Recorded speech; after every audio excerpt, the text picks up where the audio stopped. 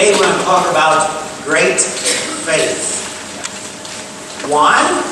Well, faith is at the center of our lives, is it not? That's what Jesus keeps telling us to have.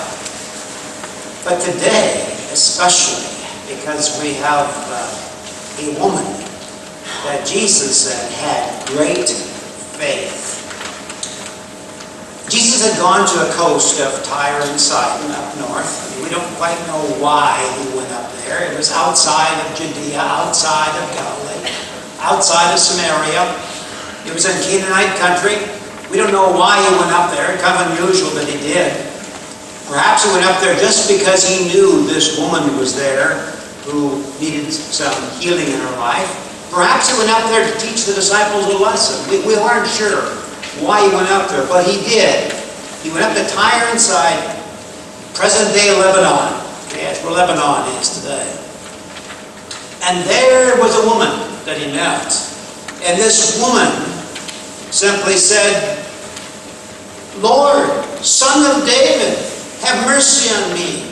My daughter is vexed with an evil spirit, is very ill." And then Jesus said nothing. He said nothing.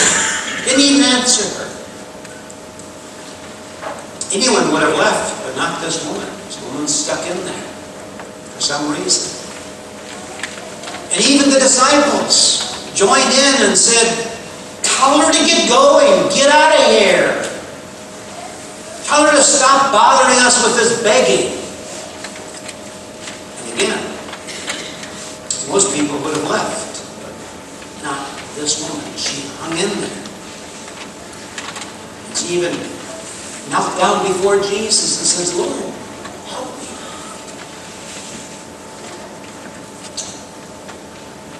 Jesus looked at her, simply said, "I was sent to help the Jews, not you. Not people like you." In other words, Jesus as much as said, "You're not the right kind of people. I'm sorry." And again, most people would have just left, not hung around. And she even said, "Lord, help me." And again, Jesus said, "It just doesn't seem right to give bread from the children to who need it and throw it to the dogs." Wow. If anyone would turn away, that certainly would turn a person away. But it didn't. In fact, she came back and she said, "Yes, but the dogs can eat the crumbs that fall from the table." In other words, she said, "Yes, I'm a dog. I don't deserve much. I don't deserve anything. But I'll be satisfied just with the crumbs. Give me the crumbs."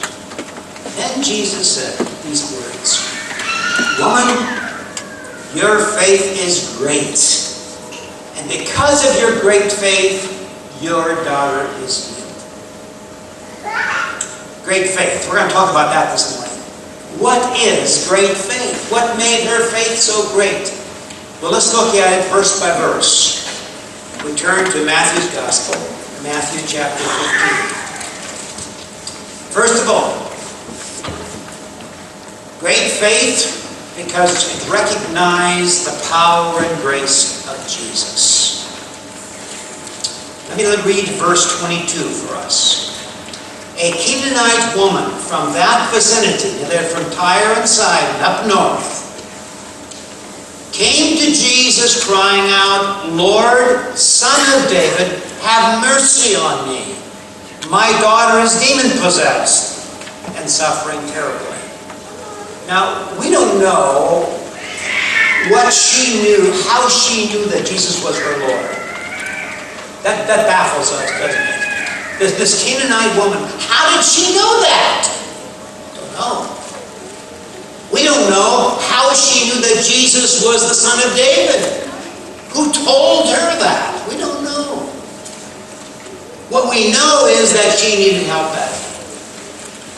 Her daughter was vexed with an evil spirit. And this mother had no control over her daughter. She was out of control. And she saw in Jesus her only hope. She saw that in Jesus. For some reason, she believed that Jesus could do what she could not do. And that is drive out that evil spirit from her daughter. For some reason, she believed that Jesus had the power over those things. How she knew that, we don't know, but she did know it. That's one thing. She knew the power of Jesus. But she also knew His grace. I mean, she knew that she wasn't a Jew. She knew about the animosity between the Jews and the Gentiles. She knew all that. And yet she had the courage to come up to Jesus as a Canaanite woman and ask for His grace. She believed in His grace. She believed that Jesus would receive her, even though she was an outsider. She had the courage to ask Jesus for this favor because she recognized His grace. So that's one thing. Great faith recognizes Jesus, who has the power and also the grace to receive the sinner. A second thing about great faith. Great faith is also persistent. That's certainly a characteristic of this woman, isn't it? Let's look at it. That's a good verses are verse 23 and 24. Let me read that for us. Jesus did not answer a word. So His disciples came to Him and urged Him, "Send her away, for she keeps crying out after us." He answered, "I was sent only to the lost sheep of Israel." At every turn, this woman had an answer. She should have felt rejected, but she didn't. She should have felt ignored, but she didn't. She should have got angry, but she didn't. Great faith is persistent. It hangs in there. It doesn't give up easily, does it? This woman had all kinds of reasons to walk away, but she didn't. She knew that her only hope was Jesus. Perhaps she had tried other things. We don't know that. But she knew that her only hope was Jesus. That's why she hung in there. There was only one solution. That was Jesus. There's only one problem solver. That was Jesus. There's only one helper. That was Jesus. There's no other one. It was her only one. She had no other person she could go to. Maybe she had gone to other people. We don't know that. But she knew that Jesus was the only one that could do for her what she needed, and that was to cure her daughter. She was persistent. Great faith is always persistent. It hangs in there. Some of you, I know, have prayed for years for certain things to happen, maybe in your life, or the life of your family. You've been tempted to give up, but you also know that Jesus is your only hope. He's the only one who can answer your prayer. And so you hang in there because you know He listens. Great faith is persistent. Thirdly, great faith is also humble. And boy, that's certainly true of this woman, wasn't it? Let's look at it. Verse 25, 26, and 27. The woman came and knelt before Him. "Lord, help me," she said. He replied, "It is not right to take the children's bread and toss it to the dogs." "Yes, it is, Lord," she said. "Even the dogs eat the crumbs that fall from their master's table." This woman did not argue with Jesus. She didn't try to support her case with logic. She simply approached Jesus with a humble request. She didn't get angry with Jesus, because of his words about the dogs. She knew that she didn't deserve the attention from her Lord. She was a Gentile, she knew that. And she knew the Jews called Gentiles dogs. She knew that. On the surface, it seems like he's insulting her. But really, he's not. To call someone a dog in that time, yes, was an insult. To call someone a dog today, if you were called a dog by somebody, you'd feel insulted. To be called a dog in those days implied that that person or persons was unclean, was impure. And the Jews spoke of the Gentiles as dogs. They really did, because they were unclean and impure. Now there's two Greek words for the word dog. The most common Greek word for the word dog is a dog that describes a scavenger, a street dog, a stray dog, one outside, kind of scraggly looking perhaps. There's a Greek word that describes that kind of and that's the kind of word that the Jews would use to describe the Gentiles, the outsiders. But there's a second Greek word for dog that means a little dog, like a pet, a house dog. And that's the word that Jesus used, was that word for dog. So that's why she said, yes, Lord, but even the dogs eat from the crumbs that fall from the master's table.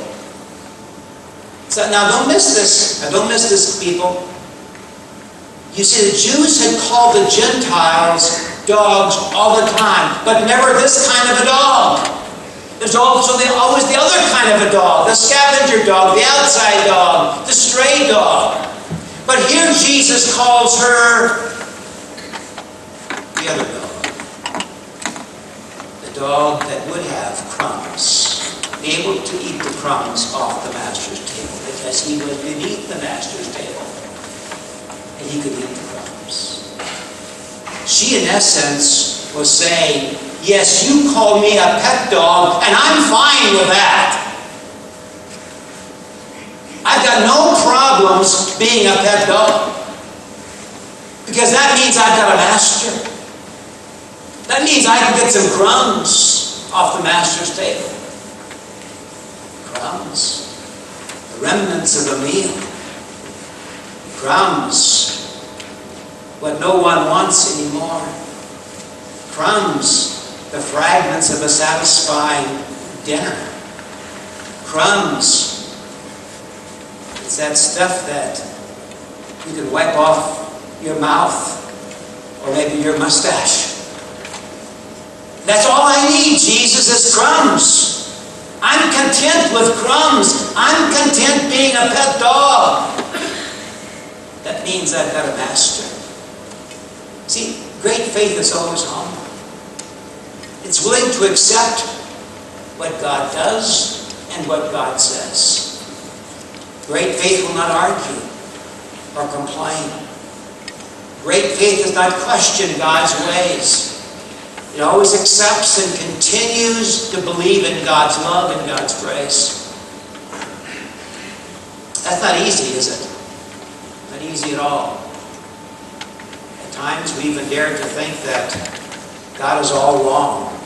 But God's grace and great faith is submissive to God's will. Even if it is only the crumbs that fall from the master's table. And so she says, Lord, just your crumbs alone will satisfy me. Just a little morsel from your hand will give me more than I ever needed. Just a little touch from you, Jesus, and my daughter will be healed. Just a little word from you, Jesus, for my aching soul. Just a little move of your Spirit can change my life, Jesus. Just your crumbs. Oh Lord, just your crumbs. Great faith is always humble, willing to accept the crumbs. And fourthly, great faith is also rewarded. Rewarded. Then Jesus said to her, "Woman, you have great faith. Your request is granted." And her daughter was healed at that moment. Did you know? I don't think you did, so I'm going to tell you. But maybe you did. Let me ask you. Did you know there are only 2 people in the Bible that God ever said that they had great faith? You know who those 2 people were? This woman, right? Who's the other one? The centurion in Matthew chapter 8. The centurion. Guess what? The centurion wasn't a Julian. He was also a Gentile. Jesus speaks of 2 people of having great faith. Now there's others he says, about this, faith, but great faith, the centurion and this woman, both outsiders, both Gentiles, not Jews, both considered not worthy, but knowing the grace of Jesus, believing in the grace of Jesus, believing that they would be received, and they were received. They recognized who Jesus was. They confessed him as their Lord. They knew how powerful he was. But best of all, they knew his heart. They knew his grace. They knew that Jesus would receive them. Great faith. Rewarded. This is a good example of what great faith is all about. A good example for all of us, is it not? Of how we too need to lean on our Lord. That's a biblical example of great faith. Let me share with you a modern example of great faith. Okay? Found a story. We'll end with the story again. You've heard this one before, perhaps, but it's a good story. I don't think I've used this for 22 years. It was in my file 22 years ago. That's where I found it. It's called The Empty Chair. A man's daughter had asked the local pastor to come and pray with her father. When the minister arrived, he found the man lying in bed with his head propped up on 2 pillows. An empty chair sat beside his bed. The minister assumed that the old fellow had been informed of his visit. "I guess you were expecting me," he said. "No, who are you?" said the father. The minister told him his name, then remarked, "I see that empty chair next to you. I figured you knew I was going to show up." "Oh yeah, the chair," said the bedridden man. "Would you mind closing the door, please?" Puzzled, the minister shut the door. And the bedridden man continued, "I've always had faith, but I never had a real good intimate prayer life," the old man continued, "until one day, about 4 years ago, my best friend said to me, 'Johnny, prayer is just a simple matter of having a conversation with Jesus. Here's what I suggest. Sit down in a chair.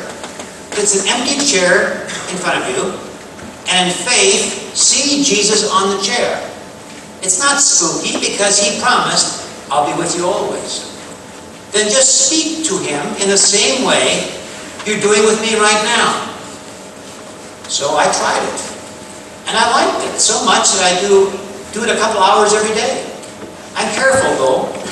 If my daughter saw me talking to an empty chair, she'd either have a nervous breakdown or send me off to the funny farm." The minister was deeply moved by the story and encouraged the old man to continue this practice. Then he prayed with him and returned to the church. Sometime later, the daughter called to tell the minister that her daddy had died in the afternoon. "Did he die in peace?" he asked. "Yes," the daughter said. "When I left the house about 2 o'clock, he called me over to his bedside. He told me he loved me. He kissed me on the cheek. When I got back from the store an hour later, I found him dead." But there was something strange about his death. Apparently, just before Daddy died, he leaned over and rested his head on the chair beside the bed. What do you make of that? My daddy had his head on the chair. The minister wiped a tear from his eyes and said, "I wish we could all have great faith like that."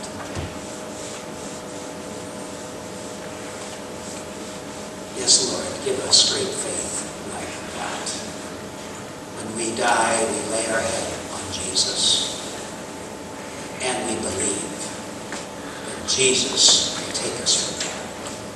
Let's have that great faith, believing in the grace of Jesus, that we can put ourselves into his hands when we die, and know that he's going to keep his promise to us. Let's have that great faith that believes in a humble way. Yes, Lord, just the crumbs, that's all I want. It's just the crumbs from your table. That's heaven. That's great faith. Lord, help us to have that faith. In Jesus' name.